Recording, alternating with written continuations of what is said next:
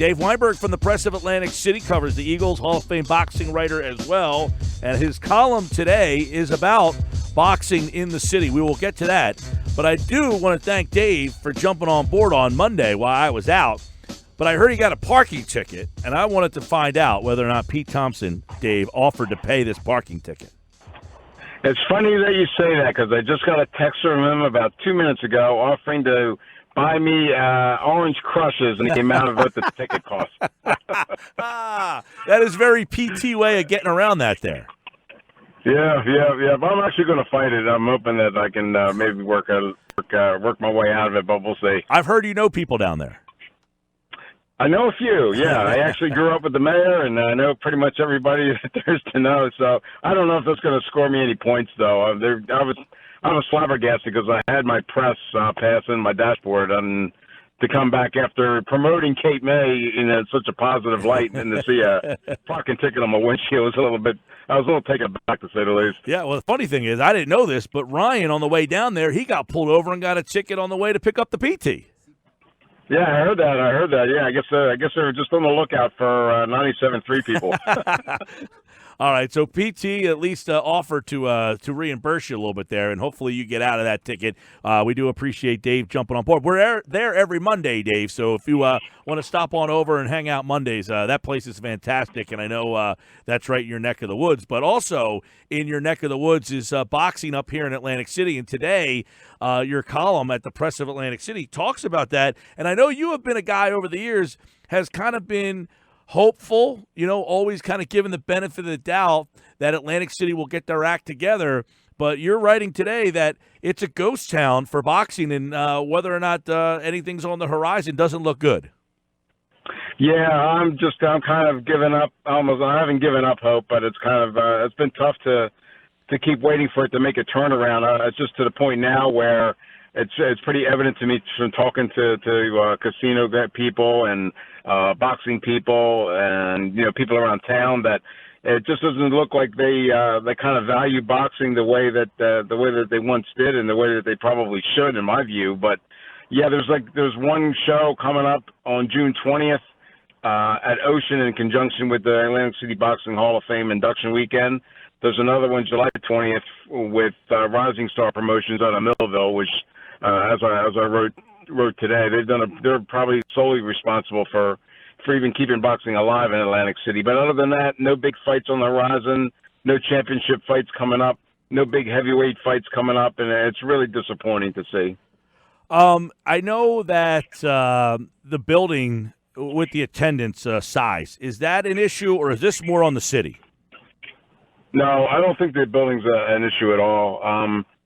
It's not as big as it was when Tyson and Holyfield and those guys fought there. I mean, back then it could seat 20,000 pretty easily. The Underwinter, probably about 20 years ago. You can seat about 14,000, maybe 15 for a big fight, and I certainly think that's big enough to host a major fight. I mean, Arturo Gatti used to pack the place, and other fighters as well after him. We saw our share of big time fights there with Ken Condon of Caesars Entertainment leading the way, but now Caesars is kind of backed out of the boxing business. Hard Rock seems to just be waiting for. Honestly, I don't know what they're waiting for. Ocean, all the others are the same way. They just don't seem to have that interest that the casino properties had, back in the day.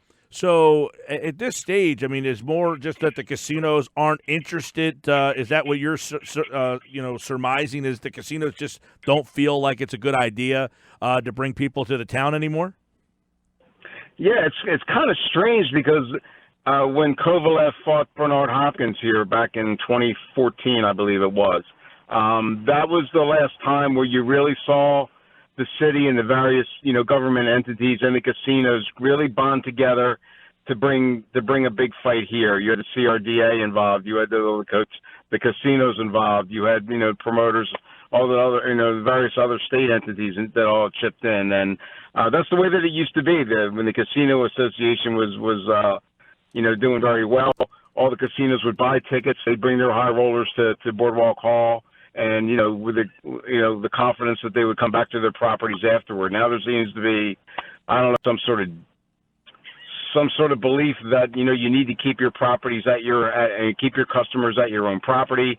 There seems I don't know if it's a rivalry or a jealousy thing, but they just don't seem to be as cooperative as they need to be or as they used to be. Right, because you mentioned, 2014, I guess, was the last big fight here. So you're looking over 5 years, moving on 5 years now. And that fight crowd, 5,642. And a couple of weeks later, you say there was a card at Ocean. But other than that, nothing. There has been nothing here really of note. And all of the fights that maybe would have been here in the past, they're moving, you're seeing Madison Square Garden has a card, the Barclays Center has a card. Do you think, 10, 15 years ago, those MSGs and Barclays Center cards would have been here? Oh, absolutely. I would argue that people say that Atlantic City rivaled Las Vegas as the boxing capital of the world. I would argue that they maybe even surpassed them in a lot of ways. Like I mentioned before, you saw, Mike Tyson, you saw Evander Holyfield, George Foreman, virtually anybody who was anybody in the boxing game, all the world champions in almost every division. They pointed to Boardwalk Hall as a place that they wanted to fight. That Roy Jones Jr. told me last year that was the sign that he knew that he had made it as a fighter, was when he got the fight at Boardwalk Hall in Atlantic City, and that's just not the case anymore. Like I had mentioned in the column, Deontay Wilder just fought at Madison Square Garden a couple weeks ago. Anthony Joshua, the other heavyweight champion, is fighting at the Barclays Center this Saturday. There's no doubt that those fights should be at Boardwalk Hall. I mean, there are certain fights that belong in Vegas. Canelo Alvarez, for example, is pretty much known as a West Coast fighter. But the guys who can fight on the East Coast, the guys from overseas, like in Britain, they used to draw fans by the thousands here. And there's no doubt in my mind that if they had just get out of their own way, put their petty differences aside, that they could really make Atlantic City. I don't want to say they'll make it as good as it was, but I think they should be better than they are. Yeah, I mean, Gotti obviously was a huge star here. They tried with a couple of others. Do you think that Pavlik's kind of, personal demons, maybe hurt bringing him here and then building around him? Was he a guy they put a lot of eggs in the basket for? Oh, yeah. I mean, I don't know that it was as much personal. It was partly personal demons, partly he just got tired of the sport, I think. And the fact that he lost his last two fights here against Bernard Hopkins and Sergio Martinez, his popularity kind of waned a little bit. But, yeah, I mean, I actually took a trip to Youngstown to visit Kelly and, his fan base and stuff to get a sense of what, how popular he was. And he was a rock star there.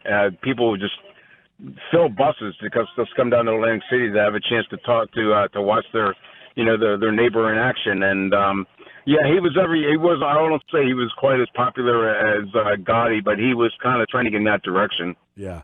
Dave Weinberg, of course, a longtime boxing and Eagles beat writer for the Press of Atlantic City. You mentioned, and by the way, check out Press of Atlantic City, the top 10 matches held in Atlantic City. You had 21,000 people plus to see Tyson Spinks. And, one would argue if this town was big enough for a Tyson fight, how could they not bring this back?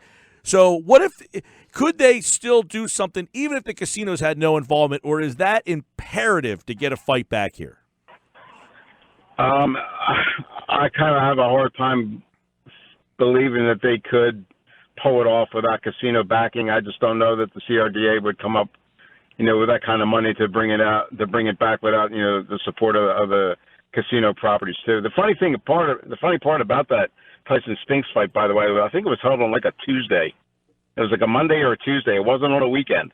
And that was commonplace back then for some reason. They would just, whatever date fit best, whenever they could draw the most people. I guess they felt that they could fill the town with enough visitors, gamblers during the weekend that they didn't need boxing. But then there was the little dead time in there, midweek. That's when they would bring the big fights in. Yeah, great stuff. Good piece. And of all the fights that you have seen, you mentioned the Tyson Spinks. Is that at the top of your list as the biggest fight you've covered here? Depends on what you mean by biggest. In terms of crowd, yes. I mean, that was like 22,785 or something. Holyfield and Foreman was 20,000. The best fight I saw, though, was Gotti Ward 3. That was just an all-out war. Both guys giving every ounce that they had. They both wound up going into the hospital, and they were in adjoining beds at the Atlantic City Medical Center. became the best of friends, and unfortunately until Arturo's tragic passing. And but yeah, in terms of like all-out action and electricity, that was as good as it gets. Yeah, and people forget too. I mean, there was a fight here, and I don't know how long ago it was now, but one of the Klitschko brothers fought here early on before he really kind of took his reign for a long, long run against Sam Peters. He was knocked down multiple times in that fight, got up and ended up winning the fight. There was some good stuff as of like 10 years ago, but you're right. It seems that they were very few and far between as opposed to the way it was in the 80s and the 90s. Yeah, I mean, I don't know if there's. I understand part of the reasoning. If you talk to like boxing people or casino people, will say, well, you had the boxing as a sport was filled with exciting, talented fighters. Can you name maybe 5 now that would draw people that would draw 15,000 to Boardwalk Hall? Right. Maybe no. I don't know if the casual fan knows who Terrence Crawford is, even though he's probably the best pound for pound fighter in the world. The heavyweight division is making a comeback, which will help because I think that's all people like the casual fans really care about is heavyweight. So when that division is going strong, that bodes well for the sport. But I don't know if Triple G could be. I don't even know if Triple G could draw that many people here. So I think part of it's just like a lack of interest in the sport, but the fact that there's a lack of a legitimate bona fide superstar, I think that might have something to do with it, too. Well, you mentioned, when Mayweather and Pacquiao are 2 of the first names that roll off your tongue, and those guys are at the end of the line. Mayweather's done. Pacquiao kind of still hanging around. You mentioned Triple G. You're right. I don't know that there are guys now that the casual guy gets all that excited about. You mentioned the heavyweights making a return. Joshua, though, is not a U.S. heavyweight. Neither is Tyson Fury. So that makes it difficult. Right. Neither was Lennox Lewis, though, and he filled Boardwalk Hall multiple times. So I think Deontay Wilder might be the so-called golden boy that everybody's pointing towards. Alabama kid, exciting knockout artist. Not afraid to put everything on the line in a fight. Not the best boxer, but definitely a slugger, a one-punch guy. That's the kind of heavyweight that you really want to see that can really lift the sport up, and I think that he might be the one that could possibly do it. He actually fought in Atlantic City a couple of years ago on an undercard, and so it would be great, I think, to see him back in town. Yeah, now Joshua, he has come out and said that he needs to win his fight coming up this weekend with Ortiz, but is it this weekend? Right. That he and Wilder need to sit down together. He almost sounds like he understands that they got to push these promoters out of the way and get these high-profile fights. Is that something that maybe could change the boxing game as well? Yeah, I think there comes a point where if you want to make a good fight, you have to put that kind of thing aside. It's not only promoters, but certain fighters are tied to networks. You have the zone now that's the live stream that's kind of gobbled up a lot of the fighters. The other ones there's some that fight on Showtime. So there's always that bargaining that has to be done between the networks. They don't want their star fighting for somebody else, and the promoters are the same way. Although I think it's a little bit easier to get around the promoters. They're perfectly willing to share in the riches that comes with a big time fight. It's more, I think, the networks that kind of stand in the way. Yeah, what was that, Lewis Tyson, where they had the 2 different ring announcers? One, Jimmy Lennon did Tyson, and Buffer did Lennox Lewis. That was one of those bizarre nights where they came together and let both networks kind of have the glory that night. You don't see that happen too often. No, that's true. Yeah, that was a wild scene. All right, Dave Weinberg for the Press of Atlantic City. We'll see. Nothing on the horizon, though? No big time, nothing this year, right? Not at the moment. I got to give a lot of credit to Clarissa Shields and Christina Hammer for staging that women's middleweight unification bout here last month. But even that, the 2 best women fighters in the world, they didn't even fill the Adrian Phillips ballroom. So that tells you that you really need one of those big time, like I said, Canelo, Triple G, Deontay Wilder, those kind of guys that are willing to maybe take a chance and try to bring Atlantic City back. I was really hoping that maybe Hard Rock would step up, but I understand that they're in the entertainment business and not in the boxing business. So I've had conversation with them, and they're not opposed to having fights at this arena. It's just that they're waiting for the right fight, for the right price, the right demographic, and I can certainly understand that. But I'm hoping that. Yeah, but let me ask you about the Hard Rock, right? Sorry, go ahead. If the Hard Rock, because they bring in obviously MMA stuff, is the Hard Rock, would they be looking to bring something into their own arena as opposed to using Boardwalk Hall? Yeah, they did. I mean, they brought the Kovalev-Alvarez fight here last July, the one that I had referenced to in the column. Okay. They had Dmitry Bivol was here on that card, and he also headlined one on Thanksgiving weekend. So, yeah, Bernie Dillon, who's the director of entertainment there, he's a long-time boxing guy from back in the Trump days, and I know that he's certainly willing to take a look at certain fights. But like I said, I mean, they're not going to – it's not realistic to expect Deontay Wilder to fight at Edis Arena when you got, it's Boardwalk Hall or nothing, I think, with him. But, yeah, they're not opposed to having, like, high-quality fights there with some really talented guys, but it has to make sense for them from a economical standpoint. All right, Dave Weinberg from the Press of Atlantic City at Press AC Weinberg. And good column today for all you boxing fans out there, unless you're a fan of having fights in the city. It doesn't look like anything's going to be happening soon. And, Dave, always appreciate your time, pal. Oh, thanks, Mike. And tell P I'll be waiting on those orange crushes when he gets them down. All right, my man. All right, Dave Weinberg for the Press of Atlantic City. So it sounds like PT is going to skirt around paying the ticket. He's going to buy Dave Weinberg Orange Crush drinks.